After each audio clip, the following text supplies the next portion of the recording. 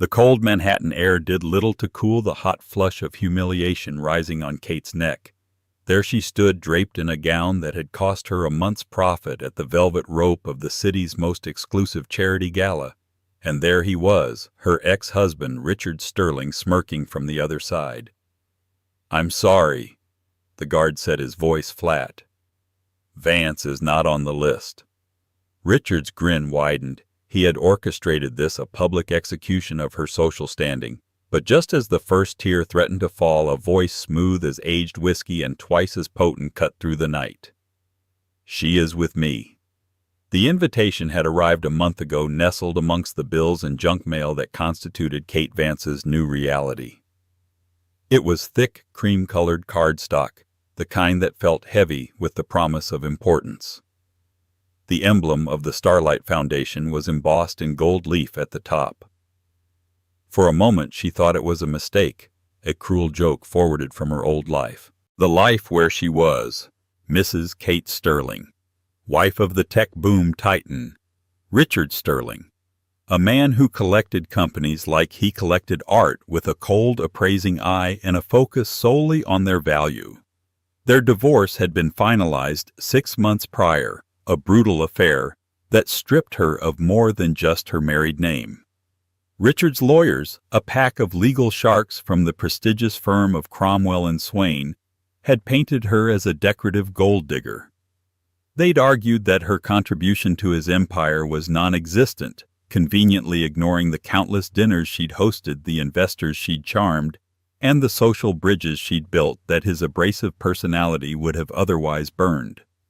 In the end, she'd walked away with a settlement that was insulting by their standards, but just enough for her to start over, far from his shadow. She had poured every ounce of that settlement and her soul into her true passion, jewelry design. Atelier Vance was her fledgling dream. A tiny studio in the meatpacking district where she crafted bespoke pieces, her hands finally creating something tangible, something that was hers alone. The Starlight Gala wasn't just a party. It was a nexus of the exact clientele she needed to reach. The guest list was a roll call of New York's elite old-money philanthropists, tech billionaires, art collectors, and fashion moguls. Getting her work in front of even one of them could change everything. She suspected Richard was a primary sponsor of the event. It was his favorite kind of philanthropy, the type that came with a press release and a photo opportunity. The thought of seeing him made her stomach clench. He had a new girlfriend, a model named Tiffany, who was a decade younger and possessed the kind of vacant beauty Richard now preferred. He had made it clear that in his world Kate Vance no longer existed. "You have to go." Her friend Clara had insisted over coffee. "You can't let him scare you out of your own future. Wear the most breathtaking thing you own, hold your head high, and network until your cheeks hurt from smiling." Clara was right. Hiding was not an option.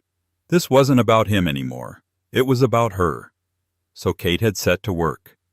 She spent weeks designing and crafting a single magnificent piece for herself, a necklace she called the Phoenix. It was a delicate, intricate creation of white gold and platinum, with a spray of tiny, ethically sourced diamonds that culminated in a single flawless fire opal at its center. The stone seemed to flicker with an internal light, a perfect metaphor for her own rebirth from the ashes of her marriage. The dress came next. She couldn't afford the haute couture she once wore, but she found a stunning floor-length gown of liquid silver silk from a rising designer. It was elegant, modern, and powerful. When she put it on for the first time in a long time, she didn't see the ghost of Mrs. Sterling in the mirror. She saw Kate Vance, founder and chief designer of Atelier Vance. On the night of the gala, a nervous energy buzzed under her skin. She did her own makeup, her hands surprisingly steady as she swept a dramatic black liner across her eyelids. She styled her own hair, letting it fall in soft waves over her shoulders. The Phoenix necklace felt cool against her skin, a talisman of her newfound strength. As the Uber wound its way through the glittering canyons of Midtown Manhattan, towards the Plaza Hotel where the gala was being held, a familiar dread began to creep in. What if Richard made a scene? What if people whispered behind their hands, pitying the cast-off wife? She pushed the thoughts away, focusing on her goal. She had a small, velvet-lined case in her clutch containing 3 of her finest pieces, a pair of sapphire earrings, a diamond-encrusted bracelet, and a stunning emerald cocktail ring. She just needed a chance. Just one conversation. 1 foot in the door. She had no idea the door was about to be slammed in her face. The scene outside the plaza was a controlled chaos of flashing cameras shouting paparazzi and a river of Blacktown cars. Kate paid her driver and stepped out the cool October air, a stark contrast to the nervous heat building inside her. She took a deep breath, the scent of expensive perfume and city grit filling her lungs, and joined the queue of elegantly dressed guests inching towards the entrance. The line moved slowly, a parade of Chanel bags and Rolex watches. As she drew closer, she could see the entrance was managed by a team of imposing security guards in black suits, their faces stoic as they checked names against a list on a tablet. And then she saw him. Richard. He wasn't in the queue, of course. He was standing just inside the entrance holding court with a small group of men, a glass of champagne in his hand. He looked exactly the same, impeccably dressed in a custom Brioni tuxedo, his salt and pepper hair perfectly coiffed. His new girlfriend Tiffany clung to his arm, looking bored and beautiful in a shockingly red dress. He hadn't seen her yet. Kate's heart hammered against her ribs. Maybe she could slip past. Maybe he wouldn't notice. She kept her eyes forward, focusing on the ornate gilded doors of the hotel. She was only 2 people away from the check-in point now. The couple in front of her, a well-known real estate mogul and his wife, were waved through with a deferential nod. It was her turn. She stepped forward, a polite smile fixed on her face. "Kate Vance," she said, her voice clearer than she expected. The head of security, a broad-shouldered man with a scar above his eyebrow, tapped her name into the tablet. He frowned, tapping again. "I'm sorry, ma'am. Could you spell that for me?" "Vance," she spelled out slowly, the blood starting to pound in her ears. His eyes scanned the screen. "I'm not seeing it. Are you sure the invitation was under this name?" "Yes, of course," she said, her smile starting to feel brittle. "Perhaps check under Sterling. Sometimes there are mix-ups." It tasted like ash to say her old name, but she was desperate. The guard tried the name, his expression unchanging. "No, nothing under Sterling either." It was then that Richard made his move. He'd been watching, she realized, a predator enjoying the struggle of his prey. He detached himself from his group and sauntered over the picture of condescending concern. "Is there a problem here, gentlemen?" he asked, his voice booming slightly, ensuring everyone within earshot could hear. The security guard looked relieved to see a familiar, powerful face. "Mr. Sterling, this lady is trying to get in, but her name isn't on our list." Richard looked at Kate, feigning surprise. "Kate, what are you doing here?" He said her name as if it were a foreign word he was struggling to pronounce. The implication was clear. "You don't belong." "I was invited, Richard," she said, her voice tight, refusing to let him see her crumble. She held his gaze, a silent battle being waged in front of the gatekeepers of New York society. He gave a short, pitying laugh. "Oh, there must have been some mistake. A clerical error. You know how these things are." He turned to the guard, his voice dropping to a conspiratorial man-to-man tone. "My ex-wife. The divorce was difficult. She's a little confused, I think. Believes she still belongs to this world." The humiliation was a physical blow. It was sharp hot, and it stole her breath. The people behind her in the queue were starting to whisper, their curious glances turning into stares of pity and judgment. The guard's professional demeanor shifted to one of wary sympathy, the kind you give to someone who is clearly unwell. "I have the invitation right here," Kate said, her hand trembling as she reached for her clutch, but she knew it was useless. Richard was a benefactor, a man who wrote 7-figure checks to this foundation. His word was gospel. "That won't be necessary," Richard said smoothly, placing a hand on the guard's shoulder. "We don't want to make a scene. Just see that she gets a taxi and finds her way home safely. I'll cover any inconvenience." He gave Kate one last dismissive look, a look that said, "I win. I always win," before turning his back on her and melting back into the party. The guard turned to her, his face now a mask of professional regret. "Ma'am, I'm going to have to ask you to step aside. You're holding up the line." The world seemed to shrink, the flashing cameras and muffled laughter blurring into a nightmarish din. She was on an island of shame, completely alone. She had been so foolish to think she could compete, so naive to believe she could re-enter this world on her own terms. Richard had not only slammed the door, he had locked it, bolted it, and stood laughing on the other side.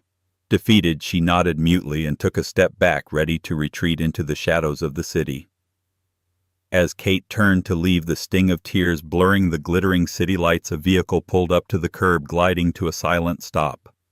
It wasn't one of the ubiquitous black Escalades or S-Class Mercedes. This was a Rolls-Royce Phantom, its bespoke midnight blue paint seeming to drink the light around it. It exuded a quiet, absolute authority that made even the most jaded paparazzi pause. The chauffeur, dressed in a crisp gray uniform, hurried to open the rear passenger door.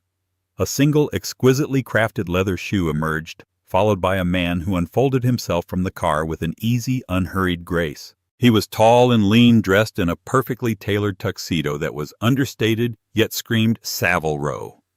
His hair was dark with a hint of silver at the temples that only served to accentuate his sharp, intelligent features. There was an air of stillness about him, a stark contrast to the frantic energy of the red carpet. This was Julian Devereux. Even Kate, who had been out of the social loop, knew the name. The Devereux family was old money with a fortune built over generations in shipping, finance, and art. But Julian had taken that legacy and amplified it, moving into disruptive tech investments and green energy with a Midas touch. Unlike Richard's loud look-at-me brand of wealth, Julian Devereux was famously private, almost reclusive.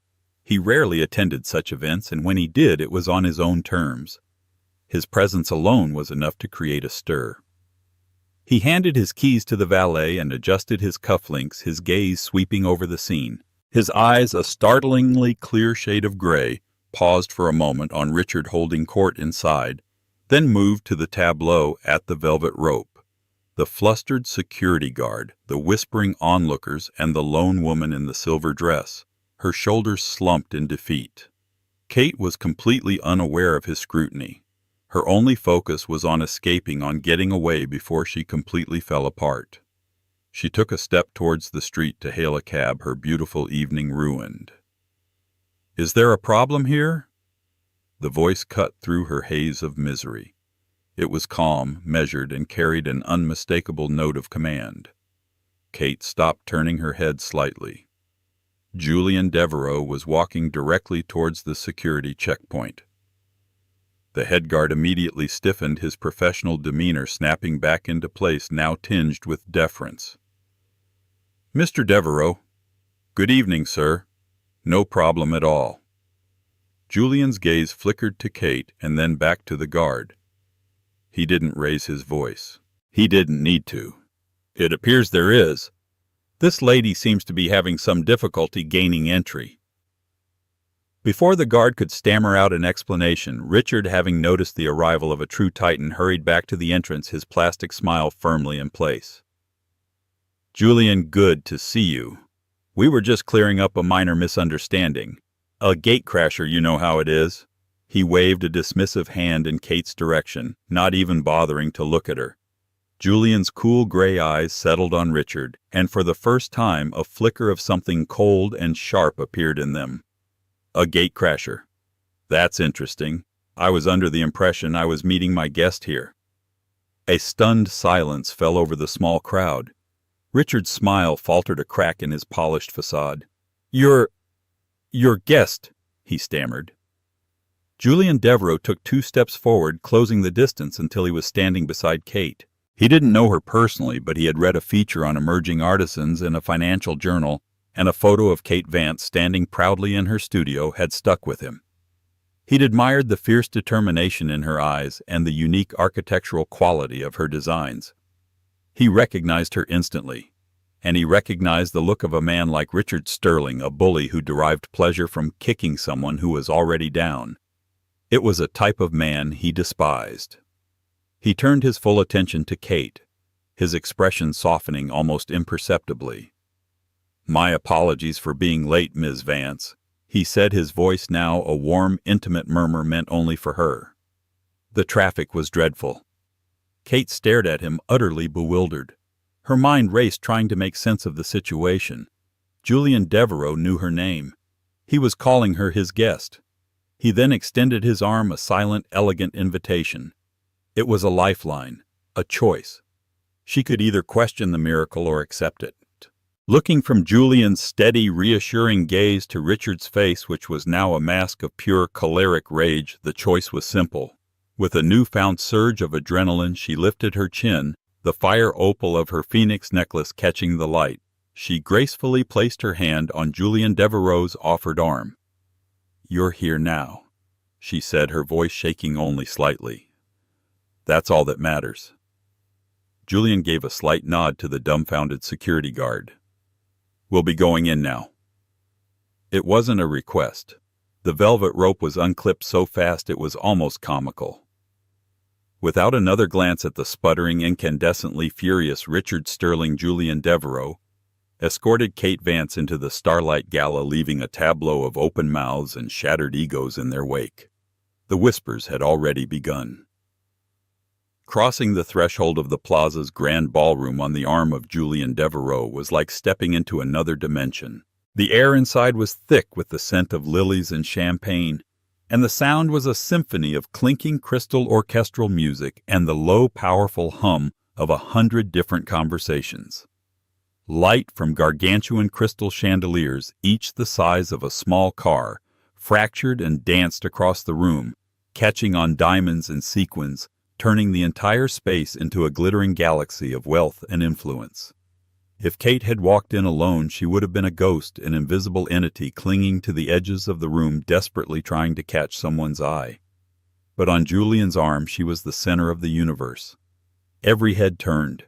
Conversations faltered mid-sentence. Eyes widened over the rims of champagne flutes. The social elite of New York were witnessing something impossible. The notoriously private Julian Devereux arriving not just fashionably late, but with Richard Sterling's disgraced ex-wife on his arm. The unspoken question hung in the air, electric and tantalizing. Why Kate could feel the weight of their stares, but for the first time it wasn't a burden. Shielded by Julian's formidable presence, the looks were not of pity, but of intrigue, curiosity, and even envy. Her earlier humiliation felt like a distant memory, a bad dream from which she had just been woken. She straightened her spine, the liquid silver of her dress shimmering with her every move. "Are you all right?" Julian's voice was low, a private anchor in the swirling sea of society. "I am now," she replied, her voice filled with a gratitude so immense she could barely put it into words. "I don't know how to thank you. You didn't have to do that." "A man like Richard Sterling thrives on public displays of power," Julian said, his eyes scanning the room with a calm, analytical gaze. "There is nothing more satisfying than watching such a man's power evaporate when confronted with something real." He glanced down at her, a hint of a smile touching his lips. "Besides, I believe bullies should be put in their place." Just then, a formidable woman with a severe silver bob and a dress that looked like a piece of modern architecture descended upon them. It was Beatrice Lipton, the chairwoman of the Starlight Foundation and the undisputed queen of New York philanthropy. "Julian, we'd almost given up on you," she said, her sharp eyes flicking from him to Kate and back again. "Beatrice, you know I like to make an entrance," he replied smoothly. "Allow me to introduce my guest, Kate Vance. She's the brilliant designer behind Atelier Vance." He hadn't just called her his guest, he had endorsed her professionally. In that single sentence he had given her more legitimacy than she could have hoped to achieve in a year. Beatrice's perfectly plucked eyebrows rose a fraction of an inch. Atelier Vance. How intriguing. I'm not familiar. Before Kate could even formulate a reply, Julian continued, "You will be. Her work is a remarkable fusion of classic technique and modern sensibility." She has a piece in the upcoming Sotheby's Jewels of Tomorrow auction. It's expected to cause quite a stir." This was news to Kate. She hadn't submitted anything to Sotheby's. She looked at him in confusion, but he gave her hand a barely perceptible squeeze, a silent instruction to play along. She understood immediately. He wasn't just helping her. He was building her a legend right here on the ballroom floor. Beatrice Lipton, whose business was knowing everything about everyone, was now looking at Kate with a newfound respect. To be championed by Julian Devereux was one thing. To be featured at Sotheby's was another entirely. "Well, Miss Vance," she said, her tone completely transformed, "we must talk later. I'm always on the lookout for new artists to support." As Beatrice swept away, no doubt to begin her intelligence gathering, Kate turned to Julian. "Sotheby's," she whispered, half amused, half terrified. "A friend of mine is a curator there," he murmured, taking 2 glasses of champagne from a passing waiter and handing one to her. "I'll make a call tomorrow. I trust you have a piece worthy of the hype." She thought of the emerald ring in her clutch. "I might have something." "I have no doubt." From across the room she could see Richard. He was standing with his back ramrod straight, Tiffany clinging to him like a designer accessory. His face was a thundercloud. He was watching them, his eyes burning with a venomous fury. He had tried to cast her out, to label her a nobody. But in a single masterful stroke, Julian Devereux had not only brought her back in, he had placed her on a pedestal higher than she had ever been, even as Mrs. Sterling. The silent war had been declared, and Richard Sterling, for the first time in his life, was losing. The next hour was a blur of introductions and air kisses. Julian, it turned out, was a master of social navigation. He guided Kate through the glittering throngs with the quiet confidence of a man who owned every room he entered. He didn't just introduce her, he curated her encounters. First, it was Marcus Thorne, the fiercely critical editor of Vogue, a man whose opinion could make or break a brand overnight. Julian presented her not as a date, but as an artist. "Marcus, I want you to meet Kate Vance," he said, as Marcus eyed her phoenix necklace with a professional, calculating gaze. "She designed and crafted this piece herself. It's called the Phoenix. Rather fitting, don't you think?" Marcus Thorne leaned in, peering at the necklace through his signature black-framed glasses. He was silent for a long moment. The setting on that opal. It's audacious. Very clever. It's alive. He looked directly at Kate. "Call my office on Monday. We're doing a feature on neo-artisans. I may have a spot." Kate's heart leaped. A feature in Vogue. It was an impossible dream. "Thank you, Mr. Thorne. I will." Next was a brief but potent conversation with Antoine Dubois, the lead acquisitions curator for the Museum of Modern Art's design collection. Julian mentioned her unique architectural forms, and Dubois, a man whose praise was notoriously sparse, gave a thoughtful nod and handed her his card, telling her to send her portfolio. With every introduction, Kate felt herself growing taller, more confident. She spoke about her work with a passion that had been dormant for too long. She explained her process, her inspiration drawn from nature and architecture, and the stories she sought to tell with metal and stone. People listened. They were not just being polite to Julian Devereux's companion, they were genuinely interested in Kate Vance, the designer. The whispers followed them everywhere. "That's Sterling's ex-wife. Can you believe it? He threw her out and Devereux picked her up at the door. They say her jewelry line is the next big thing. Marcus Thorne was practically drooling over her necklace. Richard looks like he's about to have an aneurysm. I've never seen him so publicly humiliated." The schadenfreude was palpable. Richard had built his reputation on being an untouchable kingmaker. Tonight the whispers painted him as a fool, a man who had discarded a diamond and was now forced to watch as a more discerning connoisseur displayed it as the treasure it was. Kate caught sight of him again. He was trying to engage a prominent senator in conversation, but the senator's eyes kept flicking over Richard's shoulder towards Kate and Julian. Tiffany was looking increasingly agitated, her perfectly painted smile stretched thin. She kept tugging on Richard's arm, but he was a coiled spring of impotent rage. The true turning point came when Julian led Kate to a quiet alcove where a group of major tech investors were gathered.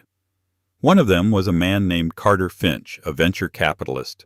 Richard had been desperate to court for a new project. Kate had hosted Carter and his wife for dinner twice at her old home, charming them with her knowledge of art and vintage wine, a dinner Richard had later taken full credit for. "Carter, good to see you," Julian said warmly. Carter Finch broke into a broad smile, his eyes lighting up. "Julian, I didn't think you were coming." His smile then extended to Kate.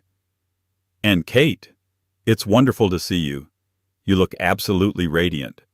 Richard didn't mention you were here." The subtle barb was not lost on anyone. "Kate is here as my guest," Julian stated simply. "She's launched her own bespoke jewelry house, Atelier Vance. The talent she used to apply to Richard's social calendar is now being put to much better use." Kate felt a blush of pleasure at the compliment. "It's lovely to see you again, Carter," she said. Carter looked from her to the fuming Richard across the room. He was a shrewd man who understood power dynamics better than anyone. He had seen the drama at the entrance. "Well," he said with a decisive clap of his hands, "Richard's loss is clearly the art world's gain. And yours, Julian." He then turned his full attention to Kate. "My wife's 50th is next month. I've been looking for something truly unique. Perhaps you and I should talk." It was a public shifting of allegiance, a clear and brutal signal. Carter Finch was aligning himself with Julian Devereaux and by extension with Kate. The deal Richard had been chasing was in all likelihood dead. Richard had tried to bar her from the party, but in doing so he had inadvertently cost himself millions and handed her the greatest business opportunity of her life on a silver platter. The sight of Carter Finch pointedly engaging Kate in an animated conversation was the final straw for Richard. His carefully constructed world where he was the sun and everyone else were mere planets orbiting him was collapsing in real time. He couldn't stand it. He excused himself abruptly from his conversation, leaving Tiffany pouting, and strode across the ballroom, his face a mask of controlled fury. He intercepted Kate and Julian as they were moving from Carter Finch's group towards the terrace. "Julian," he said, his voice dangerously low, "a word, if I may." He completely ignored Kate as if she were a piece of furniture. Julian stopped turning to face him. He didn't seem surprised, merely expectant. "Richard?" "I don't know what kind of game you're playing," Richard hissed, keeping his voice down but failing to hide the venom in it. "But I think you should be aware of who you're associating with." "I'm perfectly aware," Julian replied, his tone icy calm. "I'm associating with Ms. Vance, a talented designer." Richard scoffed a bitter, ugly sound. "A designer? Please, don't be naive. You know what she is. She was my wife. She didn't have a creative bone in her body until my money was on the line. She's a parasite, Julian, a world-class gold digger. She sees your deep pockets and she's latching on just like she did with me." Every word was a poisoned dart designed to wound Kate, to strip away the confidence she had just begun to wear so comfortably. The old Kate would have shrunk back, stung into silence by the familiar venom of his accusations. But the woman standing in the silver dress with the phoenix around her neck was not the old Kate. Before Julian could even respond, she stepped forward slightly, meeting her ex-husband's furious gaze with a look of glacial calm. "Is that what you tell yourself, Richard?" she asked, her voice clear and steady, drawing the attention of those nearby. "That I was nothing without you, because I remember things differently. I remember the Japanese investors you almost lost because you couldn't be bothered to learn a single thing about their culture. I remember entertaining them, speaking to them about the art of kintsugi and saving your deal. I remember rewriting your speeches so you sounded less like a tyrant and more like a visionary. I remember building the social network that you so arrogantly believe is yours alone." She took another step closer, her voice dropping but losing none of its intensity. "You say I'm a gold digger, but the truth is you're a hollow man. You surround yourself with beautiful things, art cars women, because you have no beauty inside of you. You didn't discard me, Richard. You lost me. Because you were so terrified that people might realize that your wife, the parasite, was actually the one propping up your fragile ego all along. The color drained from Richard's face. He was speechless, his mouth opening and closing like a fish. He had expected tears, fear, submission. He had not expected a warrior. Julian Devereux, who had remained silent throughout her speech, now delivered the final devastating blow. He looked Richard up and down with an expression of profound disappointment. The true measure of a man sterling is not how he treats his equals, but how he treats those he believes are beneath him. Julian said, his voice quiet, but carrying the weight of a judge's sentence. You've just shown everyone in this room your true measure, and frankly, it's pathetic. With that, Julian placed a gentle hand on the small of Kate's back and guided her away, leaving Richard standing alone in the middle of the ballroom, exposed and utterly defeated. The people who had been covertly watching the exchange now looked away not with pity, but with contempt. The king was not only naked, he was small. Julian guided Kate through a set of French doors and onto a sweeping stone balcony that overlooked the twinkling expanse of Central Park. The cool night air was a welcome relief, and the distant sounds of the city provided a peaceful counterpoint to the buzzing gossip inside. For a few moments they stood in a comfortable silence, gazing out at the familiar skyline that suddenly looked brand new to Kate. "Thank you," she finally said, turning to face him. The moonlight softened the sharp angles of his face, revealing a depth in his gray eyes she hadn't seen before. "For everything. But most of all for letting me fight my own battle back there." "I never doubted for a second that you would win it," he replied. "Some people roar to prove they are lions. Others like you simply are." He gestured towards her necklace. "The Phoenix, you chose its name well." A genuine smile touched her lips. "I feel like I've been living in a cage for 10 years and someone finally left the door open." "You were the one who flew out, Kate," he corrected gently. "All on your own." They spoke for what felt like hours. He asked about her design process, and his questions were insightful, showing a genuine understanding of gemology and metalwork. He wasn't just making polite conversation, he was truly interested. She in turn felt comfortable enough to ask him a question that had been nagging at her. "Why?" she asked. "Why did you help me tonight? We've never met." Julian leaned against the balustrade, his silhouette dark against the city lights. "That's not entirely true," he said, a mysterious smile playing on his lips. "I feel as though I've known a part of your work for some time." He reached into his tuxedo jacket and pulled out his phone. He swiped through a few photos before turning the screen towards her. The image displayed was of a pair of cufflinks. They were stunningly unique, crafted from titanium, and inlaid with a mosaic of lapis lazuli designed to look like a star chart of the night sky. Kate gasped. "The celestial cufflinks. That was from my very first collection. I made them right after I left Richard. I put them in a small charity auction for emerging artists to try and get my name out there. They were bought by an anonymous online bidder. I never knew who." Her eyes lifted from the phone screen to his face, the realization dawning on her. "It was you." He nodded. "I collect pieces from promising new artists. When I saw those, I was struck by the vision and the precision. They were bold and yet deeply personal. I looked up the artist Atelier Vance. I read an article about you, about your story. I was impressed. And when my curator friend mentioned he was looking for something fresh for the Jewels of Tomorrow exhibit, your name was the first that came to mind." He paused, his gaze steady and sincere. "I didn't defend you tonight to be a white knight, Kate. I did it because I believe in your talent. Sterling's brutish behavior simply provided the opportunity.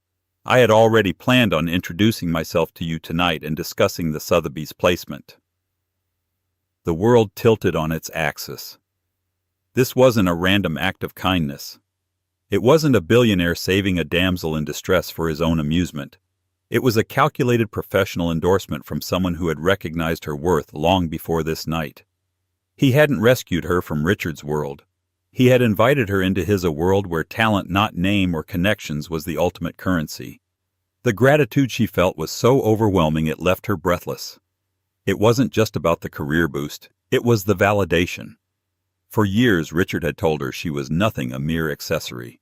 And here was a man of far greater substance and taste, telling her she was an artist, and he had the receipts literally to prove it. I don't know what to say, she stammered, a single happy tear finally escaping and tracing a path down her cheek. Julian reached out not to wipe the tear away, but to gently tap the fire opal at her throat. "Say you'll accept the spot at Sotheby's," he said softly. "Show them all what a phoenix can do when she's truly free to fly." As the gala began to wind down, the atmosphere had completely transformed. Richard, Sterling, and Tiffany had made a hasty, quiet exit an hour earlier, unable to withstand the cold shoulders and sympathetic glances now directed entirely at Kate. The story of the confrontation at the door, Julian's grand entrance, and Richard's subsequent verbal takedown had spread through the ballroom like wildfire. By the end of the night, Kate Vance wasn't the ex-wife. She was the main character. She had collected a dozen business cards from gallery owners, stylists, and potential clients, including a firm order from Carter Finch that would keep her studio busy for the next 6 months. The future of Atelier Vance, which had seemed so fragile just hours ago, was now blindingly bright. When Julian offered to see her home, she accepted without hesitation. They left the party to a flurry of camera flashes, but this time Kate didn't shrink from them. She smiled a genuine, radiant smile that had nothing to do with the Sterling and everything to do with the Vance. The ride in the Rolls-Royce was quiet and comfortable. The city lights streamed past the window, painting the plush leather interior in strokes of neon and gold. "So," Julian said, breaking the silence as they neared her neighborhood, "Sotheby's will need the piece by the end of the week. Do you have something in mind?" Kate opened her clutch and carefully took out the velvet case. She opened it, revealing the emerald cocktail ring. It was a magnificent square-cut Colombian emerald set in a complex, cage-like platinum setting that was both modern and timeless. Julian took the case, his long fingers surprisingly gentle. He studied the ring under the dim interior light. "The Viridian Cage." He read the small inscription she had etched inside. "Why that name?" "Because for a long time I felt like a beautiful thing trapped in a gilded cage." She answered honestly. "This ring is about acknowledging the cage but focusing on the gem, the part that is strong and valuable and can't be contained forever." He looked from the ring back to her, and in his eyes she saw not pity but profound understanding. "It's a masterpiece, Kate. It will be the star of the auction." When the car pulled up outside her modest but charming brownstone, the chauffeur opened her door, but Kate remained seated for a moment. "Julian," she began, "I know I've said it a dozen times tonight, but I can't thank you." He held up a hand, stopping her. "Don't thank me. Just promise me something. Anything. Promise me you'll never let anyone ever again make you feel like you don't belong in any room you choose to enter. Your talent is your invitation." She met his gaze, and in that moment a connection was forged that was deeper than gratitude or business. It was a bond of mutual respect, a recognition of two minds seeing the world in the same way. "I promise," she said, her voice firm. He smiled a true warm smile that transformed his entire face. "Good. Now my curator will be in touch tomorrow, and perhaps," he added, his voice dropping slightly, "you and I could have dinner next week to celebrate your imminent success. No business, no networking, just dinner." It wasn't a pity date or a power play. It was an invitation from a man who saw her, truly saw her, for who she was and who she was becoming. "I would like that very much," she said. As Kate Vance walked up the steps to her own front door, under the watchful, respectful gaze of Julian Devereux, she felt the last remnants of her old life fall away. She had walked to the gala that night, hoping for a small opportunity. She was walking away from it with a future she had previously only dared to dream of. The phoenix hadn't just risen from the ashes. She had taken flight, and the whole world was now her sky. 1 month after the Starlight Gala, the air inside the grand auction room at Sotheby's, New York, was electric. The event was Jewels of Tomorrow, and the room was a sea of discreet wealth collectors, investors, and museum curators who communicated in subtle nods, and the almost imperceptible lift of a numbered paddle. Kate sat in the third row, her hands clasped tightly in her lap. To her right was Clara, who squeezed her hand in encouragement. To her left was Julian Devereaux, a picture of calm confidence that served as an anchor for her churning nerves. Her piece, The Viridian Cage, was the final lot of the evening. When its image flashed onto the large screens flanking the auctioneer's podium, a hushed murmur swept through the room. The Vogue feature had been published the week before, a stunning 2-page spread that lauded Kate Vance as a vital new voice in modern jewelry design. The article, coupled with the potent cocktail of gossip from the gala, had created an unprecedented buzz. Lot 24, The Viridian Cage, by Kate Vance. The auctioneer announced, his voice smooth and practiced. A magnificent Colombian emerald in a bespoke platinum setting, a truly singular piece from a designer of immense talent. We shall open the bidding at $100,000. Kate's breath hitched. $100,000 was already more than she had dared to hope for.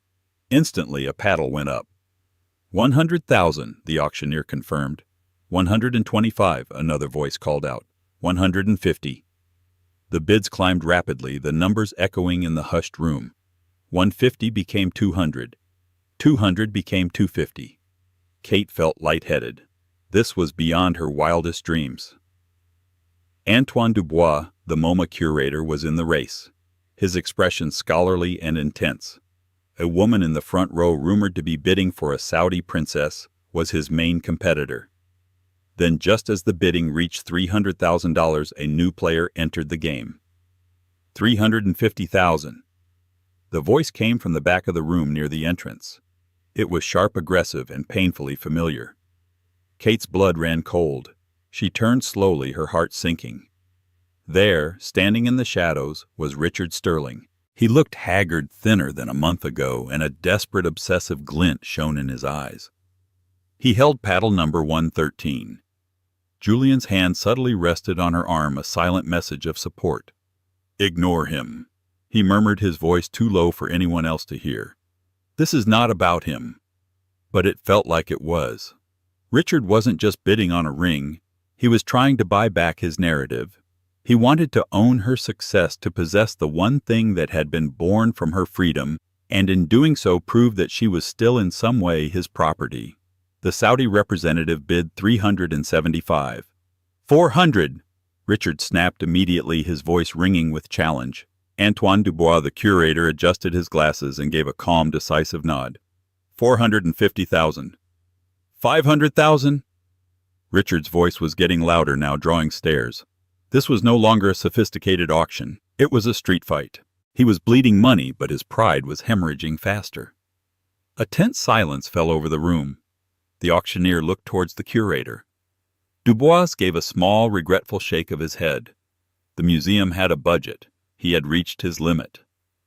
A triumphant, ugly smirk began to form on Richard's lips. He was going to win. He was going to take this from her. Going once. The auctioneer began his gaze on Richard. Going twice. $1 million. The voice was not Julian's. It was calm, clear, and came from his phone, which he had just lifted to his ear. Julian listened for a moment and then spoke to the auctioneer. "My apologies for the interruption.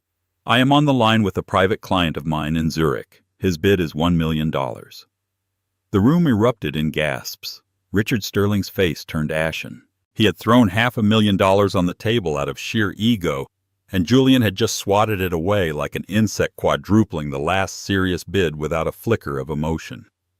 It was the ultimate power play, a demonstration that Richard wasn't even in the same league. He was a man playing checkers at a grandmaster's chess tournament. Humiliated, defeated, and now visibly shaking, Richard threw his paddle onto an empty chair and stormed out of the auction house, the heavy doors swinging shut behind him. $1 million going once. The auctioneer said, his professional poise barely concealing his own shock. Going twice. Sold to Mr. Devereaux's client.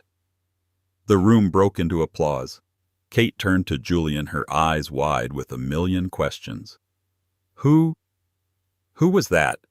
Julian ended the call and slipped his phone back into his pocket. A slow smile spread across his face. "A very dear friend," he said, "the new head of acquisitions for the Devereaux Foundation. We've just started a collection dedicated to modern decorative arts. I thought the Viridian cage would be the perfect piece to inaugurate it." He had not only ensured her ring sold for a life-changing amount, he had acquired it for his own family's prestigious collection, cementing its status as a true work of art. He hadn't rescued her. He had invested in her. Later that week, Kate's studio was a hive of activity. The news of the auction had made her the most sought-after designer in the city. Apprentices now handled the ringing phones and shipments while Kate focused on what she loved creating. She was sketching at her workbench when Julian arrived holding a bottle of champagne. They celebrated amidst the scent of polishing compounds and hot metal her world. As he poured the bubbling liquid, he told her he had heard that Carter Finch had officially pulled his venture capital from Richard's new project, citing a crisis of confidence in the leadership. Yet Tiffany the model had been photographed with a young Italian shipping heir.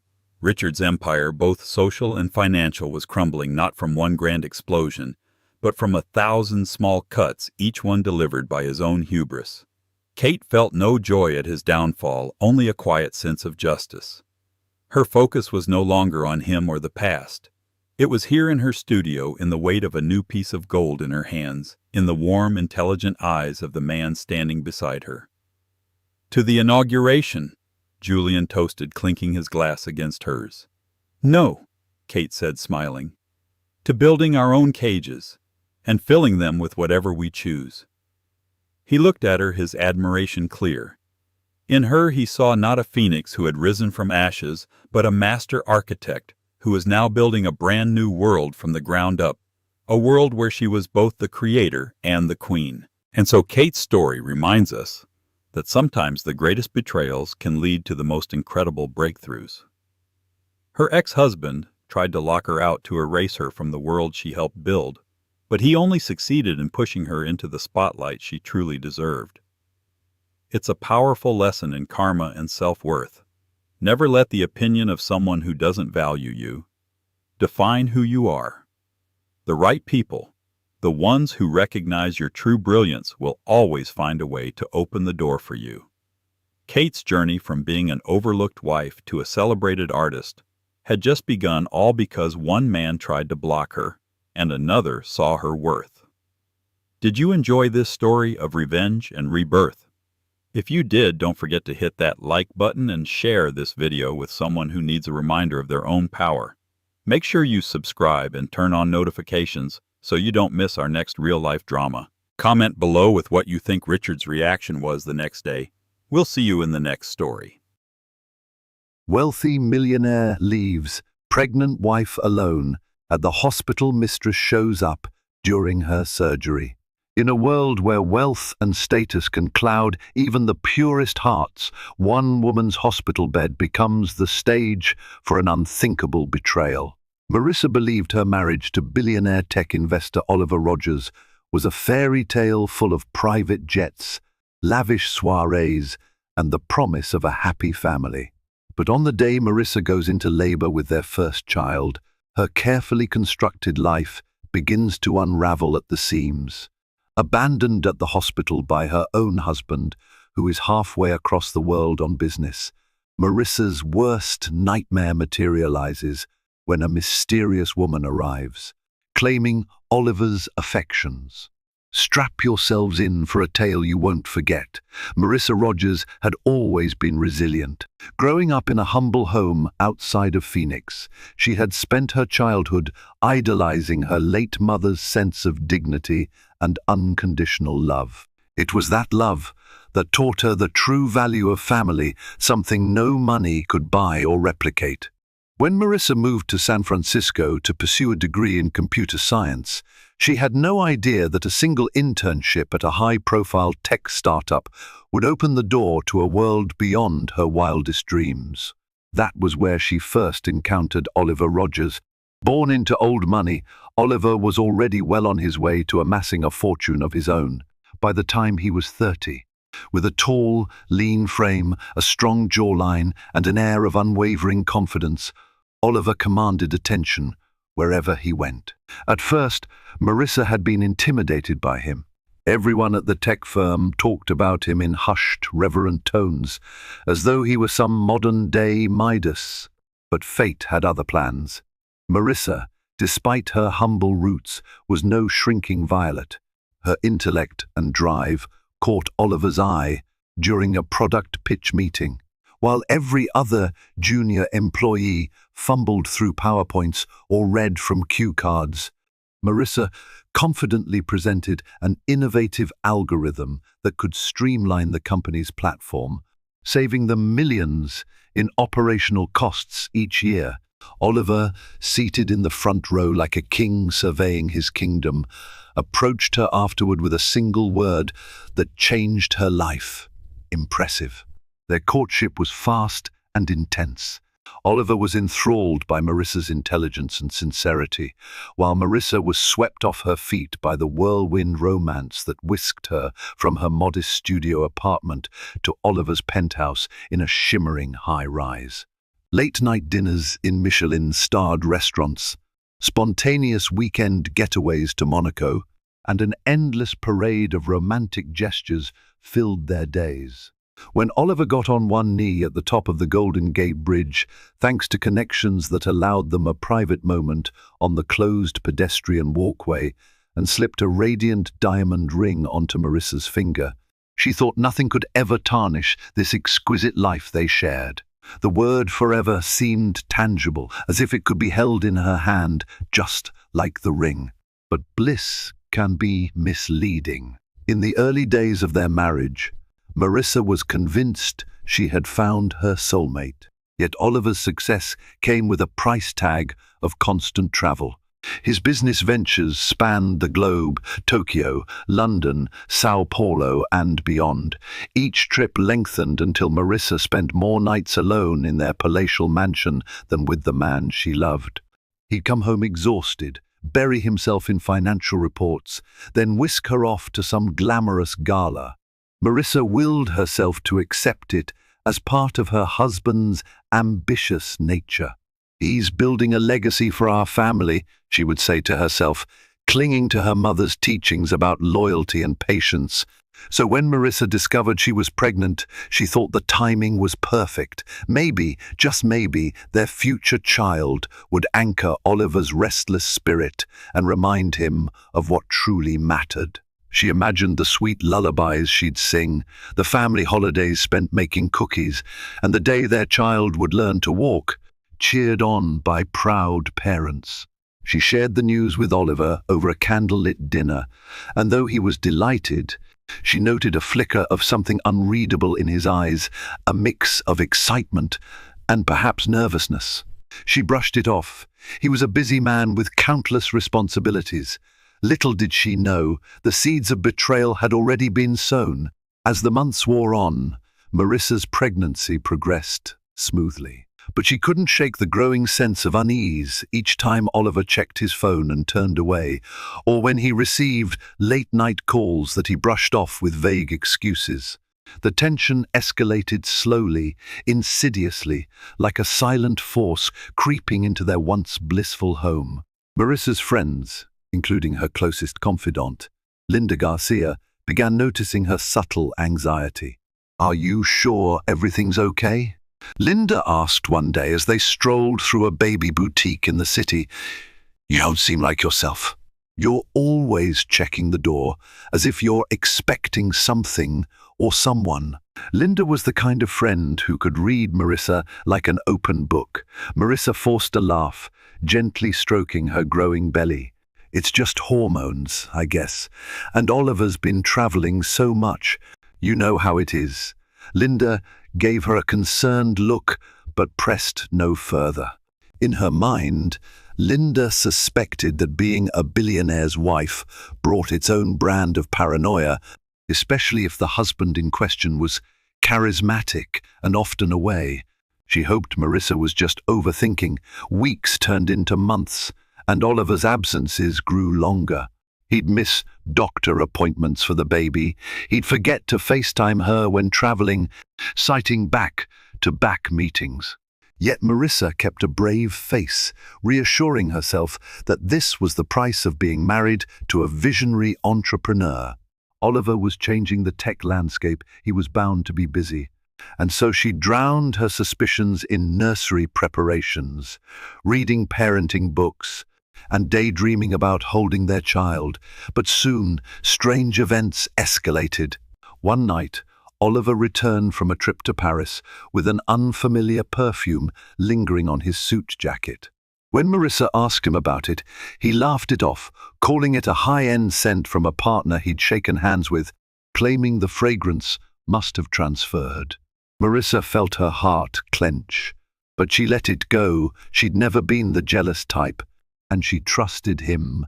Then, she started noticing new charges on his credit card statements, expensive gifts shipped to an address in Los Angeles, extravagant dinners in Chicago when he was supposed to be in Berlin. Every time she confronted him, Oliver dismissed her concerns as confusion or business entanglements that required client schmoozing. One morning, she found herself awakened by persistent buzzing from Oliver's phone, left behind in the kitchen. Bleary-eyed, she glanced at the screen, multiple missed calls from someone named Dahlia. The caller ID photo was a silhouette rather than a face, but the name alone seared into her mind. Dahlia. She had never heard that name before. Feeling a lump form in her throat, Marissa slipped the phone onto the counter, heart pounding like a drum. By the time Oliver returned from his alleged gym session, she was ready to ask who Dahlia was. However, the moment Oliver entered, he seemed genuinely flustered to see the phone in her hand. Quickly he gathered it, offered her a cursory kiss on the cheek, and headed to the shower without answering her. Marissa stood there, the silence weighing heavy. Something wasn't right, and every intuition she had told her so. Marissa was in her 9th month of pregnancy when the day that changed her life forever arrived. She woke to a dull ache in her abdomen, which gradually intensified until she realized it was labor. Panic and excitement mingled in her heart. She'd planned everything meticulously. Her hospital bag was packed. Linda was on standby, and she had hired a reputable doula for support. All she needed was for Oliver to be by her side. But Oliver wasn't there. She dialed his number repeatedly, each time being sent to voicemail. Frantic, she tried his personal assistant, Jason Willard, who informed her that Oliver had flown to Singapore the night before for an urgent investor meeting. Tears blurred her vision. How could he leave without telling her, especially with her due date so close? Linda rushed over and helped Marissa into the car, her contractions now coming in steady waves of pain. Even the gentle hum of the engine as they sped toward the hospital offered little comfort. Marissa clenched Linda's hand, trying to breathe through each contraction, her mind swirling with questions. Why would Oliver vanish at such a crucial moment? Where was he really? When they arrived at St. Helena's Medical Center, nurses in pale blue scrubs hurried to check her in. Marissa's heart pounded with a cocktail of anxiety and pain. She had never felt so vulnerable. Linda offered reassuring words, promising that she'd stay by Marissa's side no matter what, but her friend's own face betrayed worry. As the medical team guided Marissa to a labor and delivery room, her cell phone rang. Desperate, she answered, without checking the caller ID, hoping, praying it was Oliver. But instead she heard Dahlia's voice. "Hello, Marissa," the woman said, voice startlingly calm, as though she had every right to intrude at such a delicate time. "Oliver asked me to look after a few things while he's away. I heard you've gone into labor." Marissa felt as though her chest might explode. She gripped the phone so tightly that her knuckles turned white. "Who are you?" she demanded, rage mingling with tears. Dahlia's voice was smooth, almost taunting. "Oh, I'm just a friend. Oliver told me everything. Don't worry, we'll make sure you have everything you need." Before Marissa could respond, the call disconnected, leaving only the beeping of the heart monitor to fill the tension-laden air. Linda stood there, her face pale. She had overheard enough to piece together some horrifying puzzle. Oliver had a mistress, and that mistress was stepping into Marissa's life at the moment of her greatest vulnerability. Pain rippled through Marissa's body, both physical from the contractions and emotional from betrayal. She looked at Linda, speechless. Her best friend understood that what Marissa needed more than anything right now was to get through labor safely. Everything else, anger, heartbreak, betrayal, would have to wait. Hours passed in excruciating waves. The labor was grueling, and Marissa's blood pressure began to spike alarmingly. Doctors and nurses flocked around her, fiddling with IVs and monitoring her vitals. Between contractions, Marissa tried to focus on one thing, her unborn child. This was the moment she'd dreamed about, the moment she'd prayed would bind her and Oliver closer together. Instead, her husband was absent, presumably gallivanting halfway across the world with Dahlia, whoever she was. Marissa's father, Robert Harris, arrived in a frenzy, having driven through the night from Phoenix. The moment he learned she was in labor, a big, burly man with a heart of gold, Robert was furious that Oliver wasn't there. But he kept his emotions in check for Marissa's sake, offering her a stable presence when she felt her world collapsing. Amid the beeping machines and anxious chatter, Linda discovered that an out-of-town number had left multiple messages on Marissa's phone. Each was from Dahlia, who cryptically stated she was on her way and that Marissa shouldn't be surprised by her presence. Linda deleted the messages. The last thing Marissa needed was more stress. Yet stress found its way in. Marissa's labor wasn't progressing. The baby seemed to be under distress, her own blood pressure soared, and doctors began murmuring about a C-section if things didn't improve. Marissa nodded through the haze of agony. She would do whatever it took to keep her child safe. Finally, the head obstetrician, Dr. Harriet Schultz, a seasoned professional with kind eyes, made the call. An emergency C-section would be required. Panic clawed at Marissa's chest. She'd hoped for a natural birth, to hold her baby the instant they emerged, to look into Oliver's eyes as they welcomed their child into the world. Now, she was about to go into surgery without her husband, uncertain of what new shock waited on the other side. Marissa was wheeled into the operating room, her body trembling under the floodlights. The smell of antiseptics and the mechanical hum of medical equipment penetrated her senses, adding to her disorientation. Nurses draped her belly in surgical cloths as the anesthesiologist administered the spinal block. Swirls of pain and numbness collided, leaving her feeling suspended in a state of half-awareness. Linda stood by her head, holding her hand, whispering words of encouragement. Robert, too anxious to watch the procedure, waited in a nearby lounge. Marissa gripped Linda's fingers as the incision began, tears slipping from her eyes. She told herself to be brave, for the child who would soon become her world. Everything seemed to move at half speed. She could sense a great commotion behind the blue drape shielding the surgical site. The muffled orders of Dr. Schultz, the quiet efficiency of the nurses. Time felt elastic, both excruciatingly slow and terrifyingly fast. Then it happened just as the team was moments away from delivering the baby. The operating room doors swung open. A tall, elegant woman with raven black hair and a chic white coat stood there, flanked by hospital security who appeared too stunned to act. Her gaze bored into Marissa, the kind of piercing stare that sent a chill through the sterile air. Linda sprang into action, raising her voice in protest. "Excuse me, you can't be in here." "She's in the middle of surgery." The woman glided forward, ignoring Linda's words.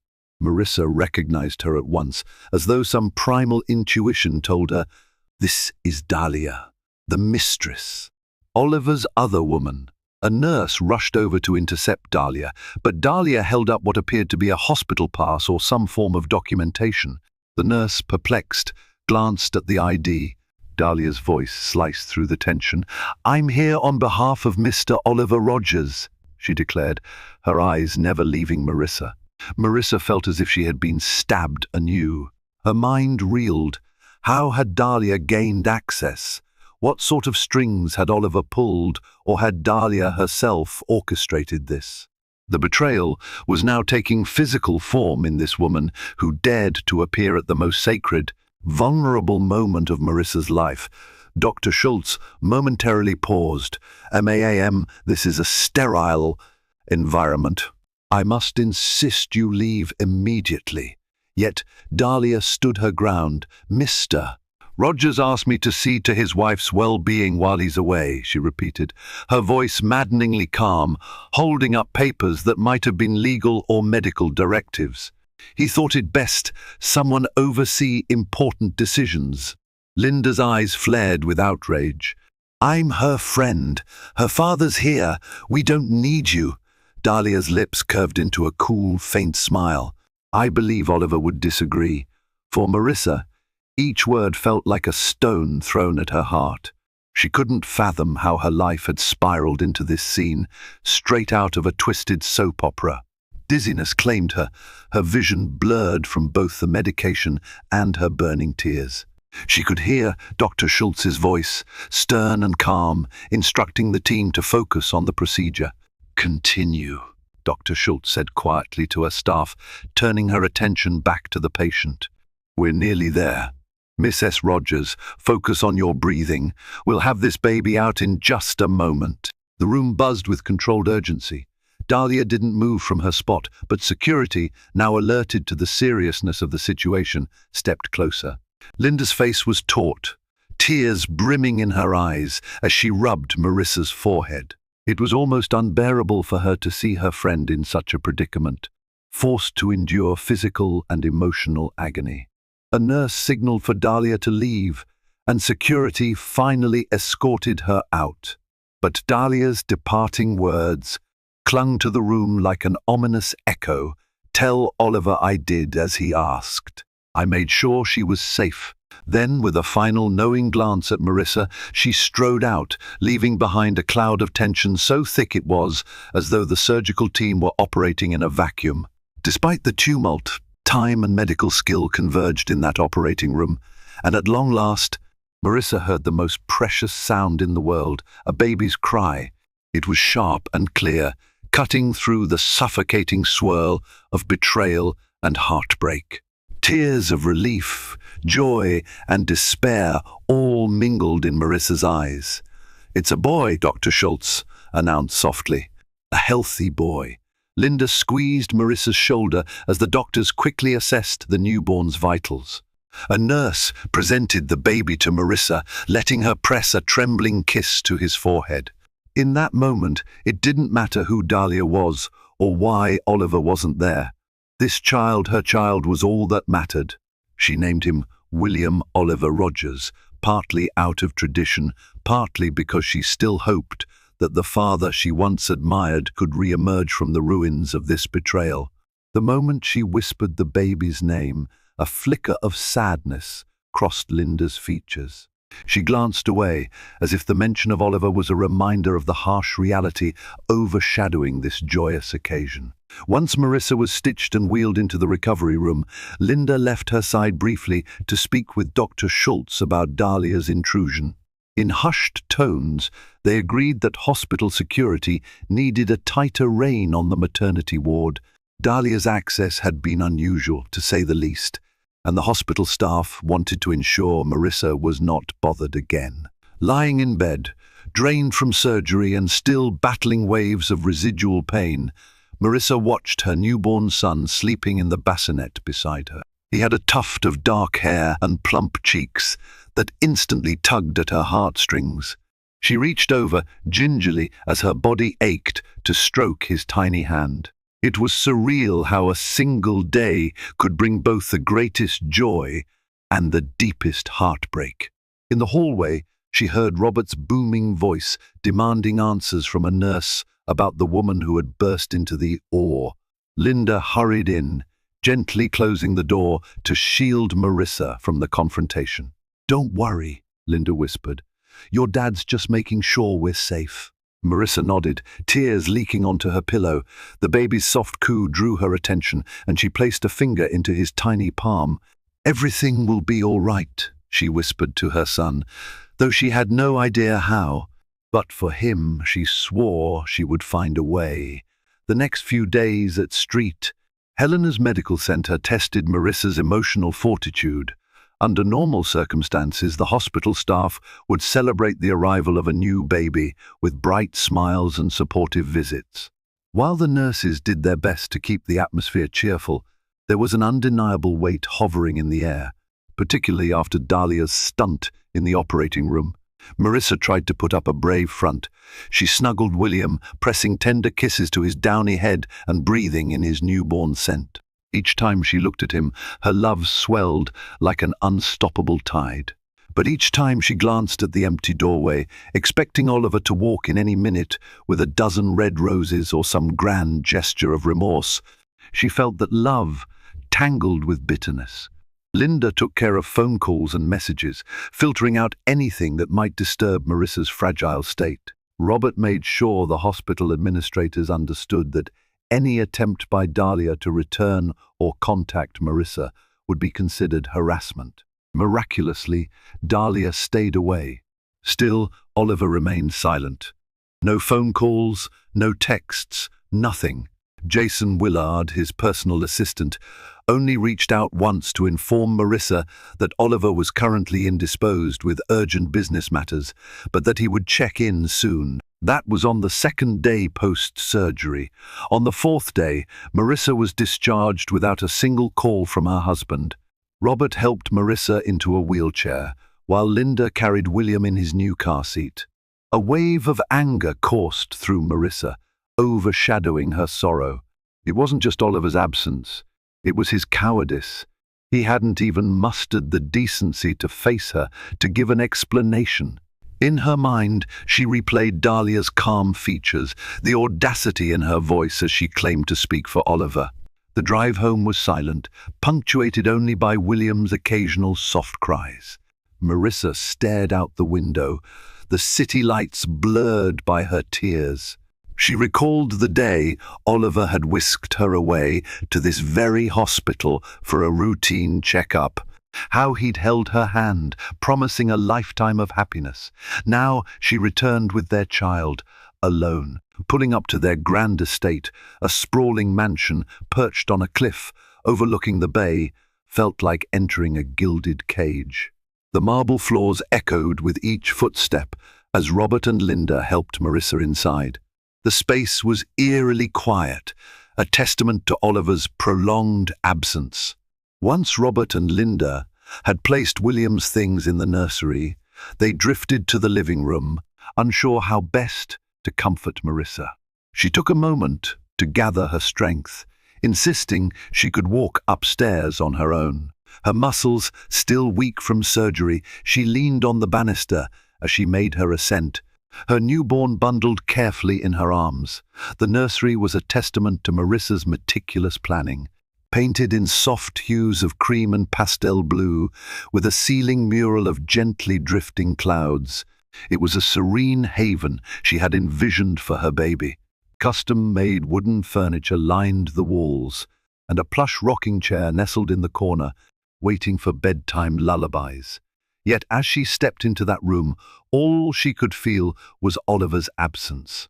He had helped pick out these designs, or so she'd thought.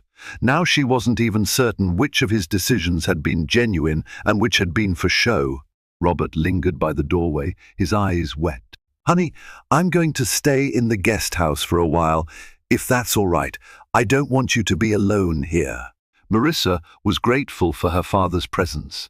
The big house felt like a cavern. "Yes, Dad, please stay," she whispered, blinking back tears. "Thank you." Linda too offered to remain for a few days, but Marissa urged her to return to her own life, at least for now. Linda agreed, promising to check in daily, reminding Marissa that she could come at a moment's notice if needed. Once alone, Marissa sank into the rocking chair, cradling William. She tried to focus on the steady hum of the ocean outside the windows, the faint smell of lavender from a diffuser. But soon the tears she had been suppressing all day came rushing out, unstoppable. The baby stirred at her sobs, as though sensing her distress. "I'm so sorry," she whispered to him. "You deserve better. You deserve a father who's here."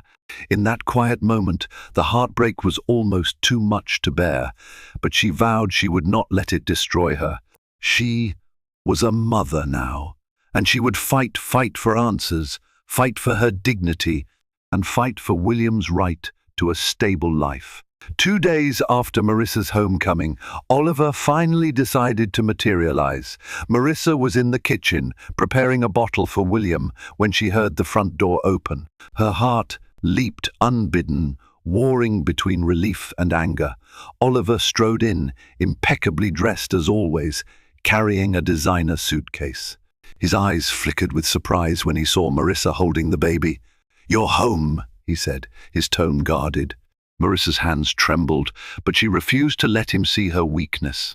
She continued fixing the bottle, focusing on measuring the formula precisely. "Yes, we were discharged.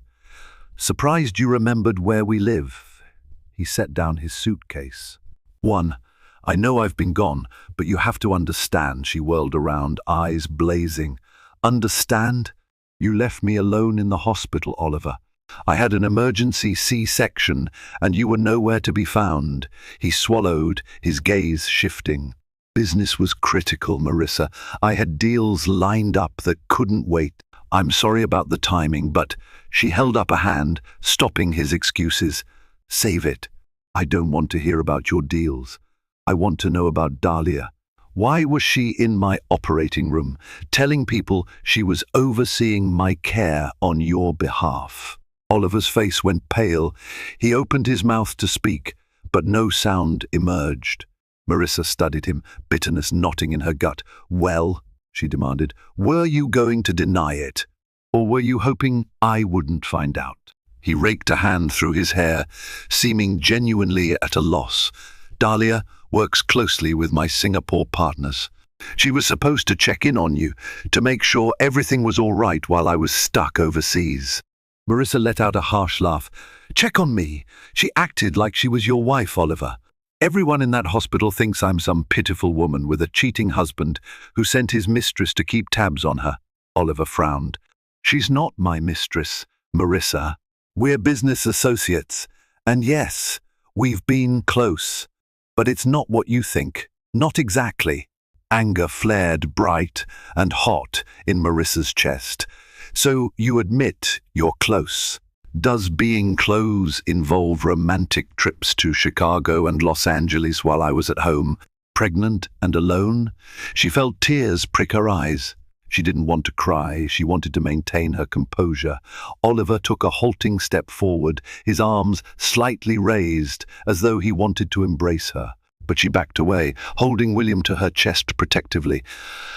"I made mistakes," he said, voice lower. "I didn't mean to hurt you.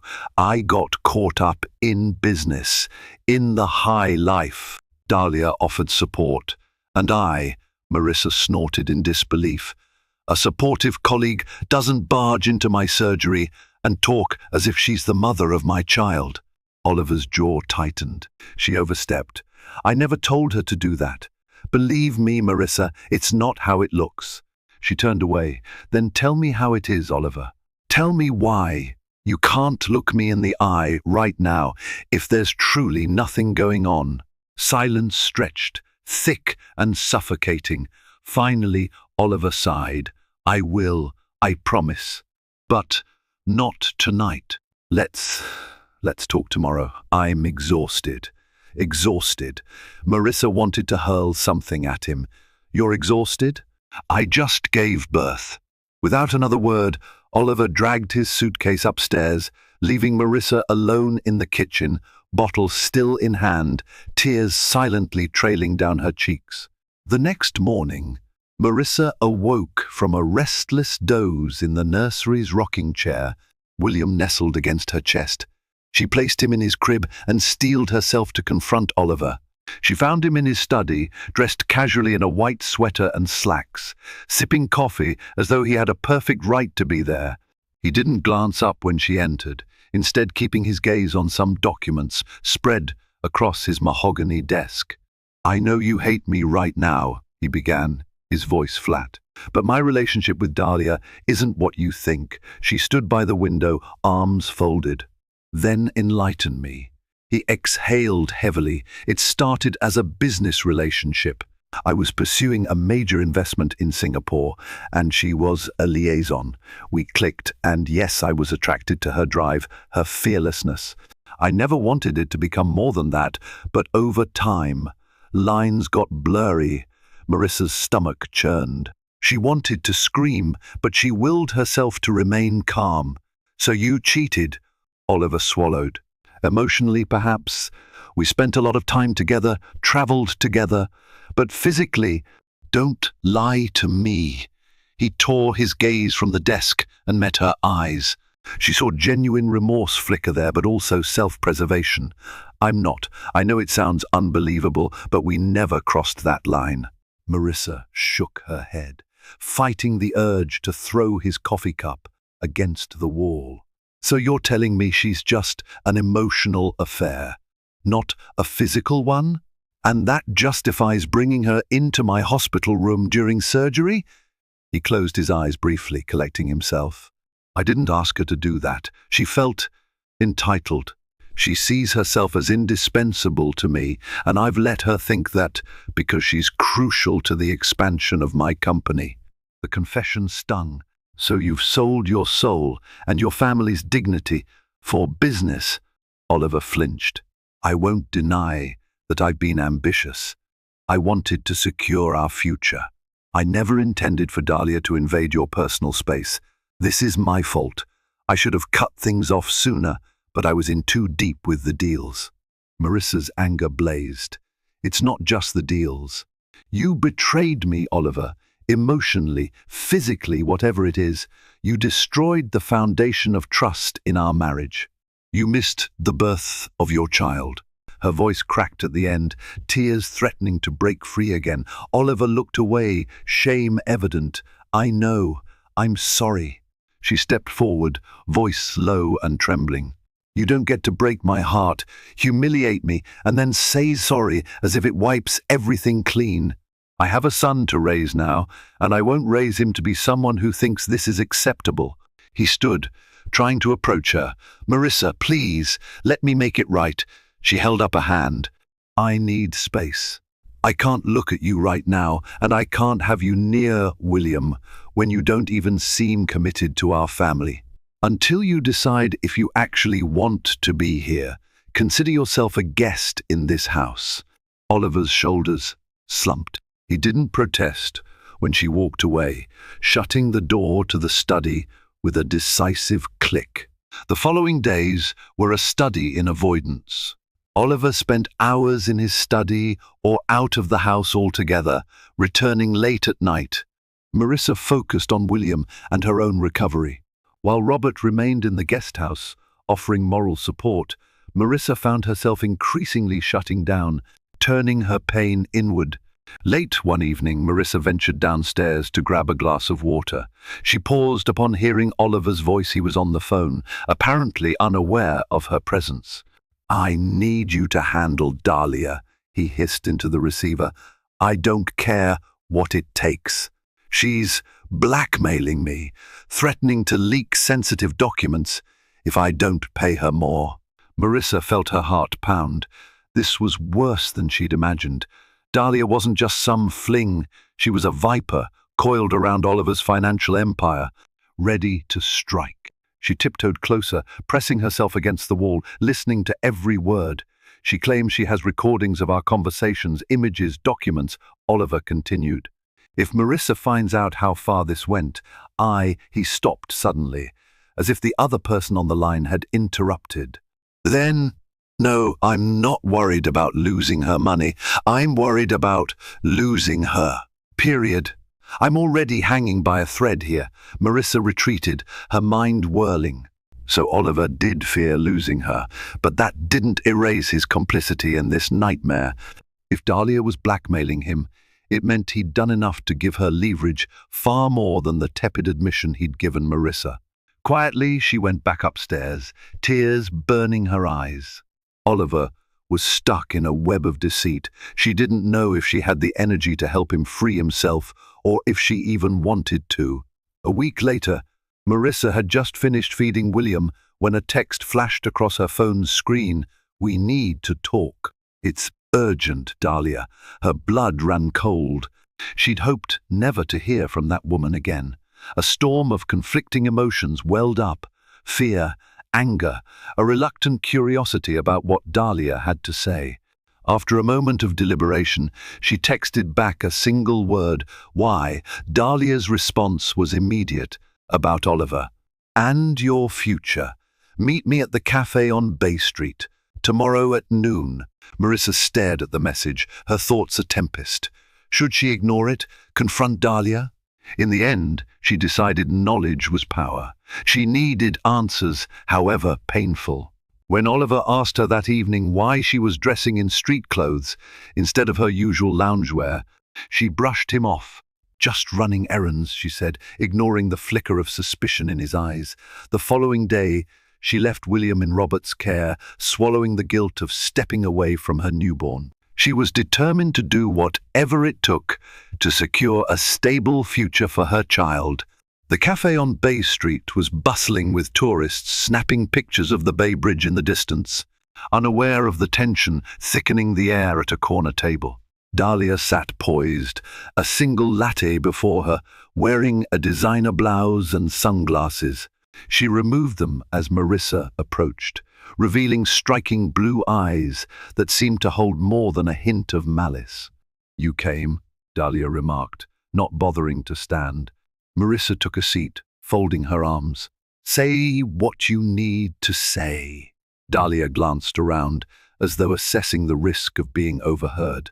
"Oliver and I share a lot of common interests, but he seems adamant on cutting ties. I can't let that happen without proper compensation." Marissa's jaw clenched. "So you're blackmailing him, and you think I have something to do with that?" Dahlia shrugged, a sliver of a smile on her lips. "He owes me. I introduced him to foreign investors, opened up markets he wouldn't have access to otherwise. My network is unmatched. And yes, there was more than business between us, though I doubt he's told you the real extent of it." Marissa swallowed the lump in her throat.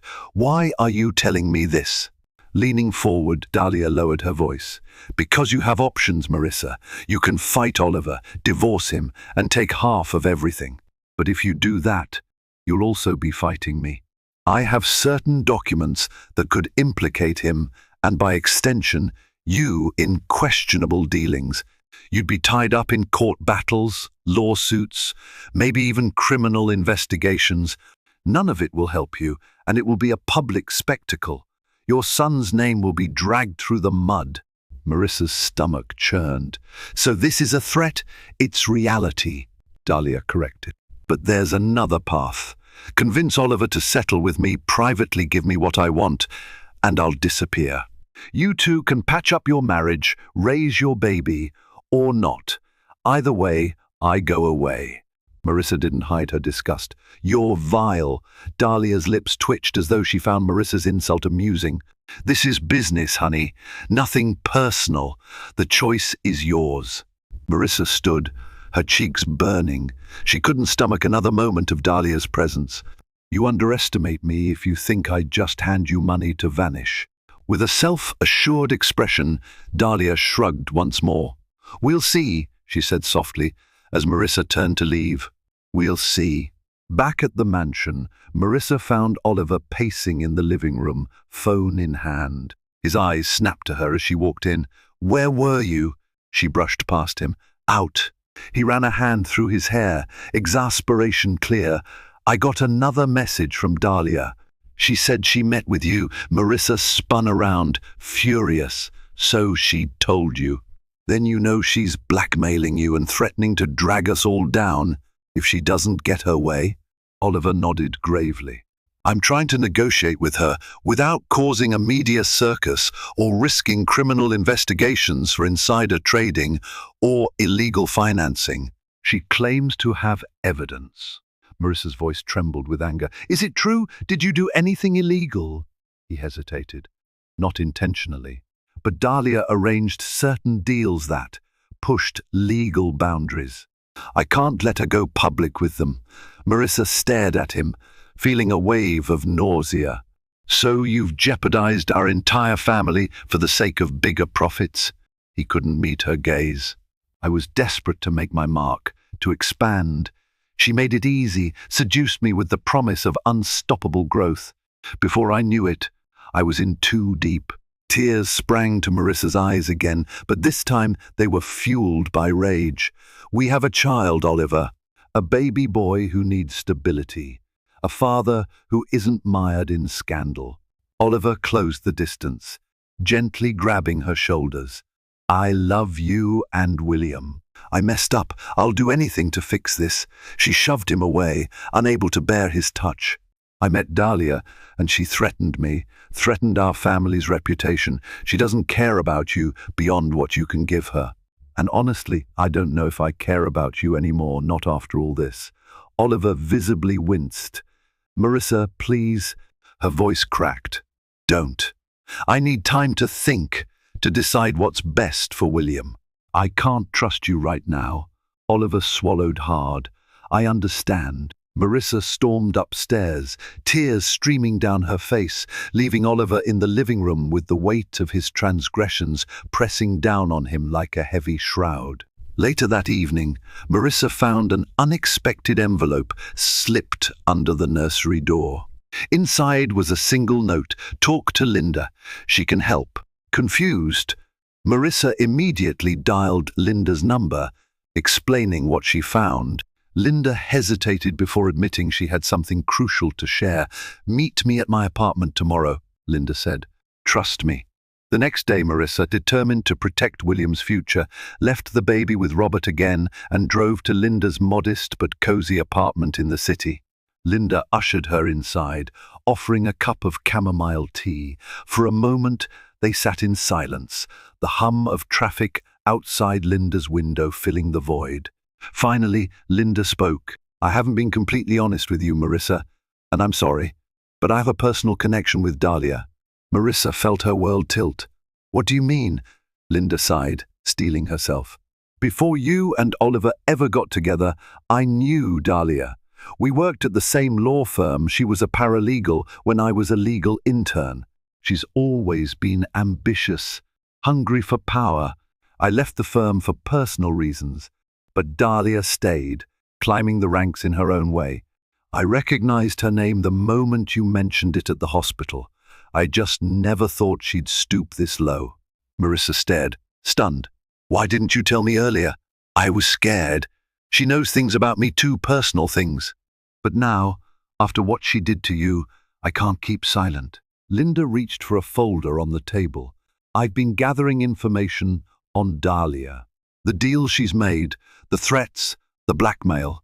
I still have contacts at the firm who are more than willing to share stories off the record."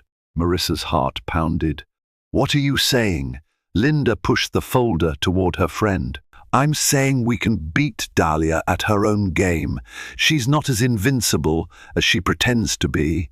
But we need to be smart, legally smart, about how we confront her." Marissa opened the folder, scanning documents, detailing questionable deals Dahlia had orchestrated.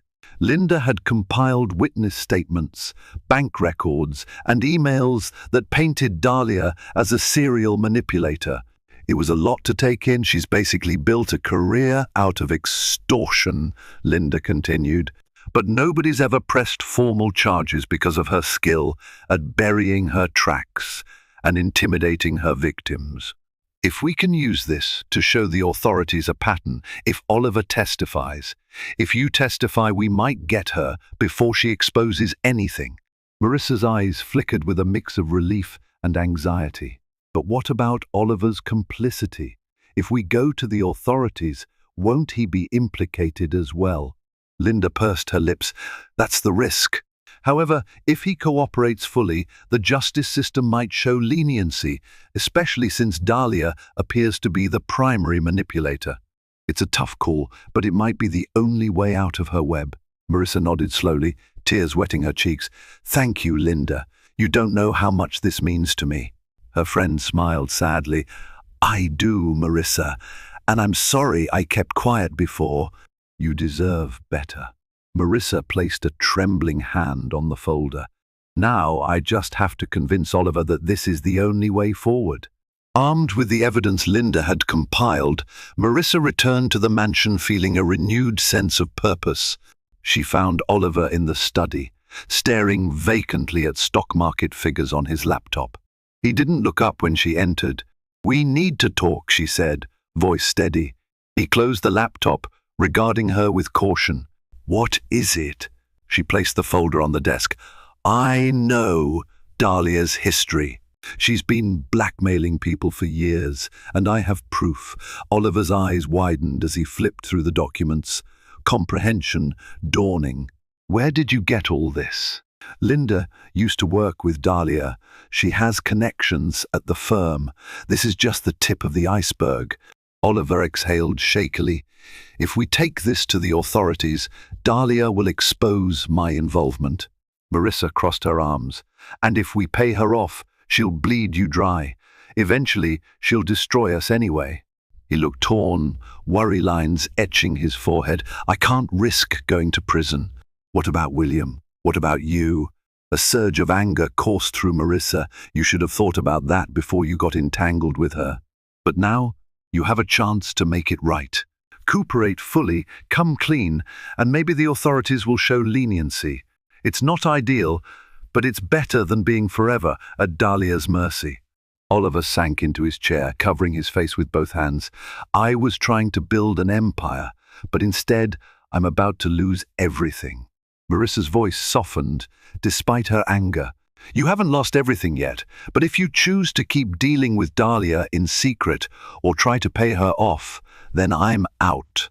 I'll leave, take William, and you can explain to him one day why his father chose a con artist over his own family. He looked up, tears glistening in his eyes. I love you both.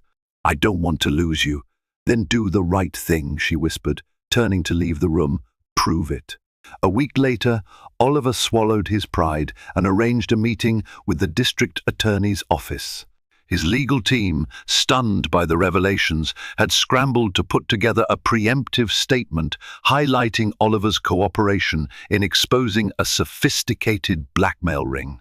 Linda's evidence was crucial, and she agreed to testify if needed. Marissa sat in the waiting room of the DA's office with Linda at her side, cradling William, who whimpered softly. Oliver was inside, explaining every questionable deal, every time he'd overlooked Dahlia's methods in favor of quick results. Marissa's gut twisted as she realized the magnitude of Oliver's wrongdoing. He risked indictment, possible arrest. Yet, for the first time in months, she felt a shred of respect for him. He was finally facing the consequences, willing to sacrifice his pristine public image for a chance at real redemption. She stroked William's tiny hand, whispering a silent prayer that they could emerge from this with their family intact. When Oliver emerged from the office, flanked by his attorneys, his face was drawn but resolute. They're considering my cooperation deal, he told Marissa quietly. There'll be a formal investigation, but if I comply fully, I might avoid severe penalties. Marissa searched his eyes.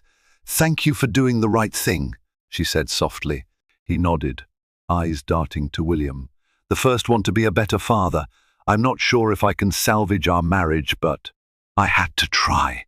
Marissa held the baby closer, tears threatening to spill. We'll figure it out, she whispered. Word of Oliver's cooperation spread quickly among Dahlia's network. She wasted no time in confronting him, showing up at the mansion gate in a rage. The security guards tried to turn her away, but Oliver, grim-faced, ordered them to let her in.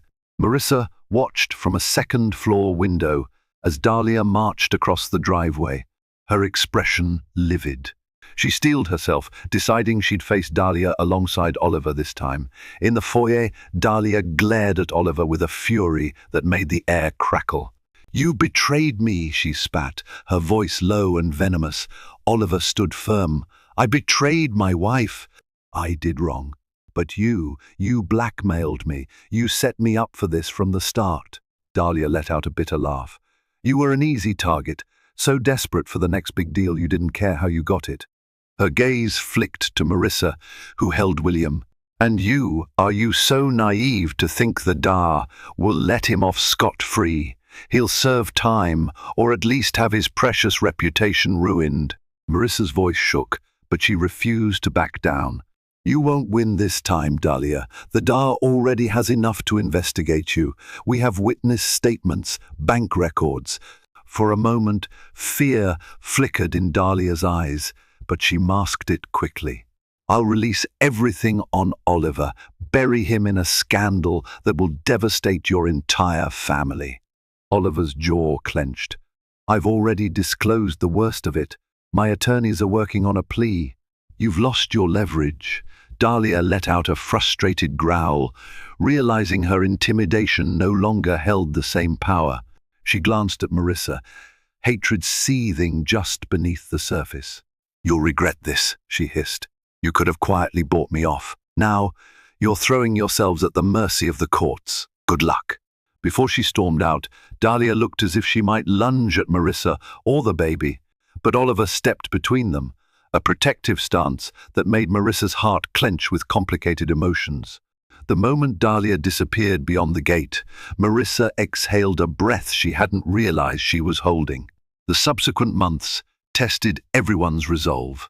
Dahlia was indicted for a range of charges, from blackmail to money laundering, linked to her shady dealings with multiple clients. Oliver found himself the subject of a federal investigation. His fortune shrank considerably as he liquidated assets to pay mounting legal fees and settle civil lawsuits from business partners who claimed he misled them. Marissa, though torn between residual anger and reluctant forgiveness, stood by him, if only for William's sake. In a surprising show of unity, Robert offered support, providing emotional stability in a household rocked by uncertainty. Linda, true to her word, testified against Dahlia, recounting evidence that tied her to a long trail of corporate extortion. During the depositions, new revelations surfaced about Dahlia's manipulations. She had falsified documents to amplify Oliver's liability, forging his signatures on particularly incriminating paperwork. This evidence bolstered Oliver's plea for leniency, painting him as a victim of Dahlia's manipulative agenda, albeit one who had willingly benefited from it initially. The press devoured the story. Billionaire tech magnate betrays wife. Exposed by scorned mistress. Tabloids screamed. Paparazzi camped outside the estate, straining for a glimpse of Marissa or baby William. In an effort to shield William from the chaos, Marissa avoided going out, relying on Linda and Robert for errands. In quieter moments, late at night when William was finally asleep, Oliver would stand at the nursery door, gazing at his son with tears in his eyes. Sometimes Marissa joined him, neither speaking, yet sharing a fragile bond of hope for their family's future. Oliver's sentencing ended the year-long ordeal that began with Dahlia's blackmail. By testifying against her, he secured a plea deal. Dahlia was found guilty of fraud, extortion, and blackmail, resulting in a lengthy prison sentence. Though Oliver avoided incarceration, the fines, probation, and loss of his executive privileges left him a shadow of his former self. His once proud tech empire collapsed under legal fees, diminishing the status he had worked so relentlessly to achieve. Upon returning home, Oliver found Marissa in their living room, cradling William. The relief in his eyes was tinged with shame. He apologized for everything: the missed birth, the betrayal, and the dangers he had dragged their family into.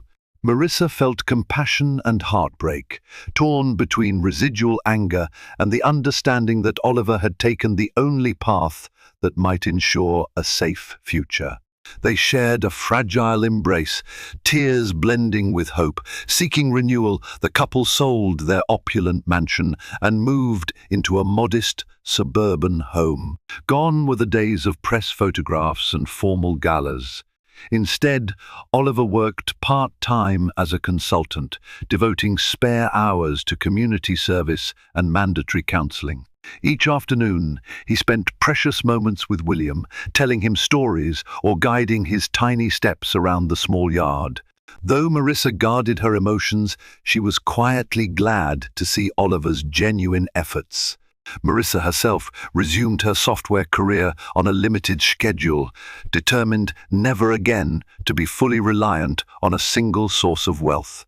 She juggled motherhood and work, finding solidarity with Oliver in the simple tasks of daily life, washing dishes, planning meals, and tucking William into bed. Their conversations no longer revolved around million-dollar deals, but instead on how to mend emotional wounds and provide stability for their child. Still, doubt lingered. Nightmares about Dahlia's actions and the legal firestorm haunted Oliver, who would wake trembling in the night. Marissa often comforted him, recalling her own ordeal in the operating room and the hospital. Despite the pain, they clung to small gestures of rebuilding trust. Therapy sessions helped them navigate guilt, suspicion, and regret. Each breakthrough, however small, felt like a triumph. Months passed. Dahlia's imprisonment cast a final shadow over the past. Although some tabloids speculated about her possible appeal, Marissa and Oliver stayed focused on their present. William's laughter filled the house, a testament to the love they still shared. One evening, Oliver returned from community service, exhausted yet quietly proud. Seeing Marissa reading to William in the living room, he whispered his gratitude, promising never to repeat his mistakes. Marissa offered a trembling smile, acknowledging the progress they had made. They sat with William on the rug, watching him giggle at a small toy. Even if their bond would never be as unblemished as before, it was stronger in its own way, forged by honesty and effort. As the last rays of sunlight filtered through the window, they felt, for the first time in many months, the warmth of a possible new beginning and redemption. Theirs is a story of heartbreak and redemption, of a love tested by greed and betrayal, yet ultimately anchored by hope.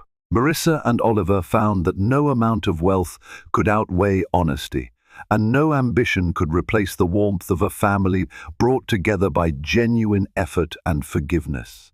Their journey reminds us that even in the darkest hours, when trust is shattered and life feels hopeless, a glimmer of light can emerge through courage, determination, and the power of second chances.